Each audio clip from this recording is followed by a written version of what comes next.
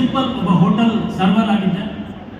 Starting ಈ ಬಿಸ್ನೆಸ್ನ ನೋಡಿದಾಗ network marketing ಇಂಡಸ್ಟ್ರಿನಲ್ಲಿ ಅತಿ ದೊಡ್ಡ ದುಡ್ಡಿದೆ ಅಂತ ಹೇಳಿ ಸ್ಟಾರ್ಟ್ ಮಾಡಿದೆ. 136 ರೂಪಾಯಿ ಇನ್ಕಮ್ ಇಂದ ಸ್ಟಾರ್ಟ್ ಆಗಿ ಹೈಯೆಸ್ಟ್ ಇನ್ಕಮ್ 8,97,000.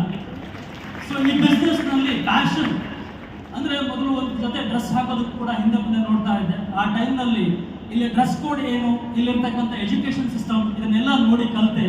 ವೆಸ್ಟೀಜ್ನಲ್ಲಿ ನಾನು ಅಂದ್ಕೊಂಡಿರಲಿಲ್ಲ ನನಗೊಂದು ಸೈಕಲ್ ತಗೊಳ್ಳೋದು ಕೂಡ ತುಂಬ ಕಷ್ಟ ಇತ್ತು. ಒಳ್ಳೆ ಡ್ರೆಸ್ ಜೊತೆಗೆ ಸೈಕಲ್ ತಗೊಳ್ಳೋದು ಕೂಡ ಕಷ್ಟ ಇತ್ತು. ವೆಸ್ಟೀಜ್ ಮುಖಾಂತರ ಸೊ ಒಂದಲ್ಲ 2 ಕಾರ್ ಪರ್ಚೇಸ್ ಮಾಡಿದೆ. ಫಸ್ಟ್ ಒಂದು ಕಾರ್ ಇಟಿಯಾಸ್, ಸೊ ಇನ್ನೊಂದು ವರ್ಲ್ಡ್ ಕ್ಲಾಸ್ ಕಾರ್ 2019 ತಗೊಂಡೆ, ಆಡಿ Q3 worth of 52 lakh. So Vestige ಮುಖಾಂತರ ಒಳ್ಳೆ ರೆಕಗ್ನಿಷನ್ ಸಿಕ್ಕಿದೆ.